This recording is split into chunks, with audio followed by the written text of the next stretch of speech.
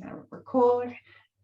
It's Anna Berkelmans here, and I here with Sharon, Rudy today, bringing you a fabulous story from our yoga health coaching community. And I'd like to welcome you, Sharon, and congratulate you for being awarded Coach of the Month, which is a real honor in our community. Our community really champions the strengths of our yoga health coaches, and today we're celebrating Sharon, who has been in the wellness field for since 1998 and has immersed herself in the practices of yoga, meditation and mysticism, been teaching yoga since 2003. And what I love best about Sharon is that she is known for her storytelling and love of mythology. I would love to be on the inside of your annual pass package, Sharon, and of course weaving in the focus of yoga. And that's the beauty of yoga health coaching, really, is that we allow you to package your unique gifts and skills. And I remember when we first escorted you into the yoga health coaching community. And why don't you tell us a little bit about that experience and the results that you've seen thus far as a yoga health coaching member? Absolutely. Thank you so much for the lovely introduction, Anna. And I'm having memories of when we first met in my enrollment conversation, and really how radically different. I mean, it was a year ago, a smidgen over a year ago. I feel like I have grown more in this past year than in the past 20 years of my life. It's been quite profound joining YHC. And, I remember when we were first talking, I felt awkward about being seen. I'm still working on that, quite frankly, but my, yoga health coaching just helped me dismantle so many of my false assumptions about how much I could earn, how I could go about doing it, how people could invest in me, and how I could really get people the results. And when we had met, I was considering I had moved in my own career from teaching yoga classes in the studio rat race, I'll say it that way, where it's just like you're trying to get the classes, be the popular teacher, all of that. And I had cultivated a really nice mailing list over the years. And then I made the leap, I guess, in 2017 to have my own space where I saw clients for a lot of one-on-one work and also semi-private yoga classes. So they were smaller, and I loved working with people in that way until I didn't. And that was the interesting thing, where, I thought my highest was the one-on-one model and doing a lot of private sessions. And then after doing that for 4 years and really hitting the income limits, but also even almost just as important as that was the sort of Band-Aid approach that model has, where someone would come see me for energy healing or a Vedic astrology reading or a yoga session. And even my yoga clients who would see me every week, it was so Band-Aid, where it was like, okay, we'll get this taken care of, and then after a couple of months it would either unravel or new issues would crop up, and it just felt like this constant fixing, but not able to get that stable, lasting transformation. And that was the model that yoga health coaching has given me. And it's totally blown my mind. That's beautiful. I remember you coming in well aware of something needs to change, and you just weren't quite sure of how to put your finger on it. Tell us a little bit about what the transition was from having so many modalities and having a one-to-one type calendar, if you like, leveraging your time for money. How was that transition for both yourself and also the members who knew you for a particular structure of one-to-one sessions, to then opening up this and exciting your membership about this great opportunity to be a part of a dynamic transformational group? Yeah. Well, that was really huge as well. And I think also one of the things that I have don't want to say struggled with, one of the, because I have so many different healing modalities that I offer. And for me, in terms of with Ayurveda and our 10 habits, I met Kate in 2009, and then had been doing her yogi detoxes over the years. But it really, I could see how greatly the habits have transformed my own life, my own health, and my well-being in all regards. And I had a hard time seeing myself as a quote unquote health coach. Like, what is that? I sort of had this idea of what a health coach looks like, what she does.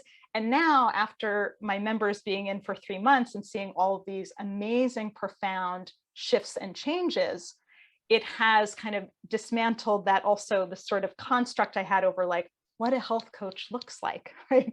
What a health coach does. And my members are seeing such massive results and all of the people who are in my group have been with me for a long time. Even one of my members I was doing a coaching gym with just before we got on the call today, was my yoga student from 2003. We've known each other for such a long time. And even she was with me early in my career, and then she had gone. I'm not sure, we just sort of lost touch over the years, things changed. And suddenly, 15 years later, she's back, and it's like, oh, wow, we're together. Like, people never forget that moment that when you touch their lives in a particular way in classes or private or whatnot. And it's like, even if you haven't talked to someone in a long time, suddenly they can be like, oh, and she said to me, this arrived at the exact moment that I needed this so much. And yet I didn't. Oh, sorry, Anna. Yeah. Yeah, no, I was going to say, can you talk about that arrival and how your habits changed in order to help people find their way into this experience? Yes. Do you mean, Anna, in terms of my own healing through the habits?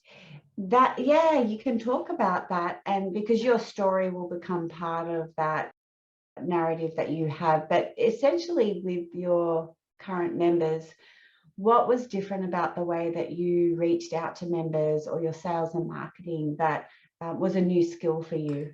Oh, so I love this question. It's so different. And I remember when we sat together a little over a year ago, and I was like, oh, I can't even tell people my hourly rate without cringing. There's no way I can sell anything. And working with Kate has helped me so tremendously in terms of seeing sales as a service. And so with all of the relationships that I've cultivated with students and clients for such a long time, the way that I invited individuals on the bus, so to speak, I actually haven't advertised it on social media. I haven't even put it out in my newsletter. I've had sort of very quiet launch of Return to Radiance in October. And what I would do, I would sit with people, whether it was for a reading or for whatnot.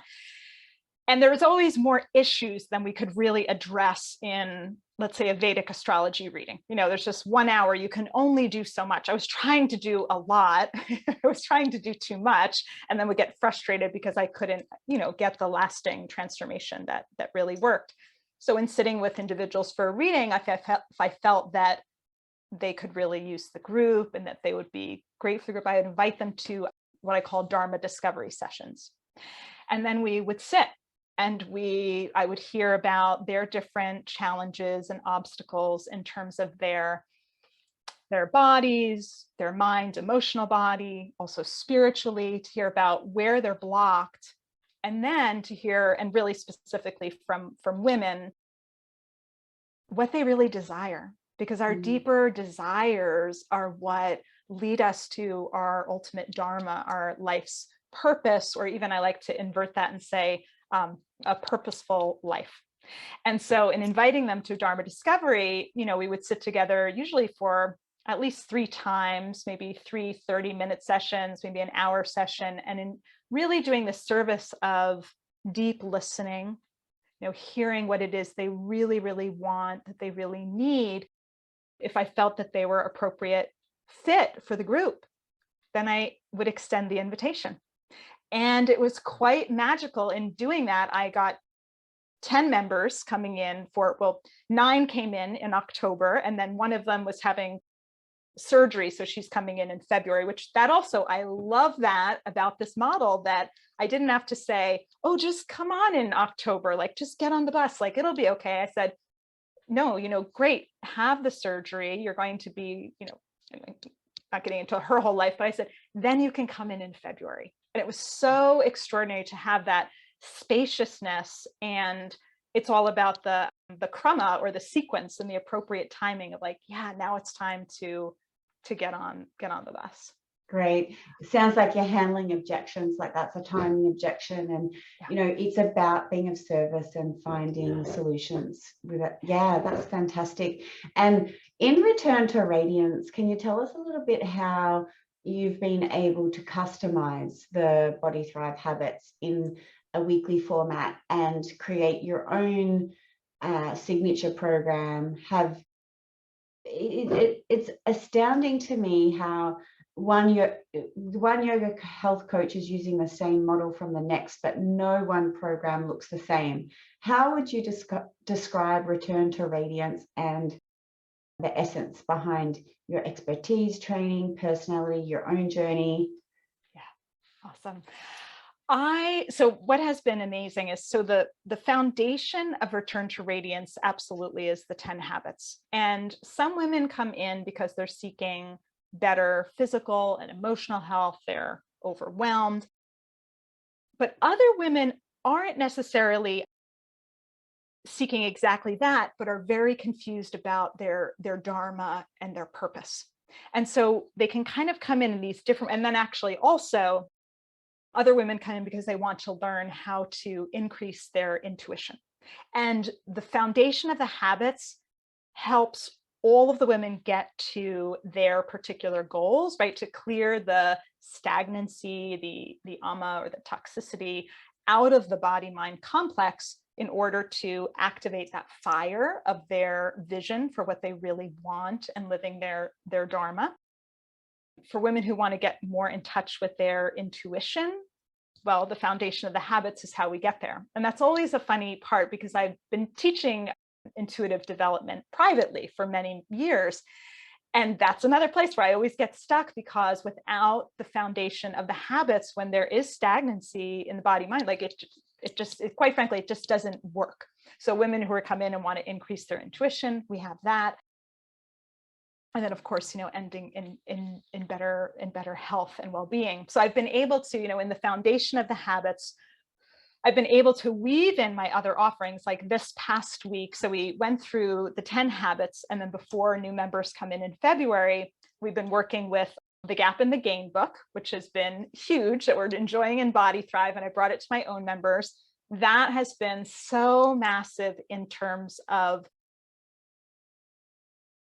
really tangibly stepping into easeful living, which is so essential. So we've been doing the Gap and the Gain, and then also bringing in, last week we learned how to do, so it's in the tarot decks everywhere. There are always there are always tarot decks somewhere, right? But in doing, this is one of my most practical spiritual tools, where we ask a question of, from really about anything that we want to know more information about. And then the tarot gives these beautiful mythologies, stories, archetypes to get more information. So last week we were playing with the tarot, and what does it mean to pull cards, and how do we use that to get more information? Every month I do a new moon forecast with the Vedic sky, the Vedic calendar. It's a little different than Western astrology. I do a new moon forecast in our Facebook group every month, so women know what particular cycle is activating for them in the next 30 days. So they start to understand more about their charts and how to align with those energies so that life becomes more easeful. So it's been quite beautiful in being able to bring in my offerings, whereas before I think I had this more of a rigid idea about what a health coach is. And then it was like, and you had reminded me of this the whole time. No, right? You make it your own. And so when I first started Return to Radiance, I think I was more like, well, here's how we, habit 1 and the dosha clock. And of course, that's all important. But as the weeks have passed, and I've just really stepped into my power in the seat of the the teacher and as a guide, it's just been this wonderful, our Wednesday meetings, like I just get lit up every Wednesday. It's amazing to sit with them, to be their guide, and how the group also carries itself.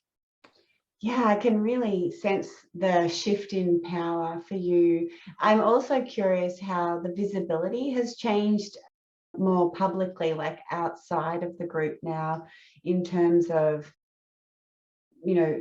claiming your authority and claiming your role in the world as somebody who can guide a journey, who's a leader, who has these great, amazing, inspiring tools in her arsenal. Are you doing free talks? Are you doing newsletter? Like, tell us a little bit about how you're showing up in the world.